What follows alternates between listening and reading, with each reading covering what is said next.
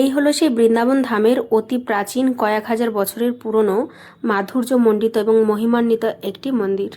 এই মন্দিরটি দক্ষিণ ভারতীয় ঘরানায় তৈরি করা হয়েছে এবং এই মন্দিরটি হলো শ্রী রঙ্গনাথজির মন্দির। এছাড়াও এই মন্দিরের আরও একটি নাম রয়েছে। এই মন্দিরটি সম্রাট জগৎ শেঠ তৈরি করেছিলেন, তাই একে জগৎ শেঠেরও মন্দির বলা হয়। এই মন্দিরের বিশেষত্ব হলো বৃন্দাবন ধামে আসলে যেটি সবথেকে আকর্ষণীয় সোনার তালগাছ, সেটি এই মন্দিরেই রয়েছে।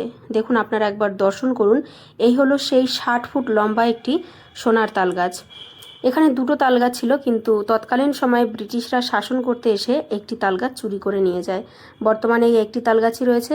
ছোটবেলায় মায়ের মুখে অনেক গল্প শুনেছি এবং খুব ইচ্ছা ছিল, কল্পনা করতাম, তো আজ সেটা বাস্তবায়িত হলো। ভীষণই ভালো লাগলো, জীবনে প্রথমবার এরূপ অপূর্ব দর্শন হলো। আর এই সোনার তালগাছ দেখলে নাকি কথিত আছে ঘরে নাকি ভরি ভরি সোনা যায়। আপনারা যদি জীবনে ভরি ভরি সোনা লাভ করতে চান তাহলে অবশ্যই তালগাছ দর্শন করবেন।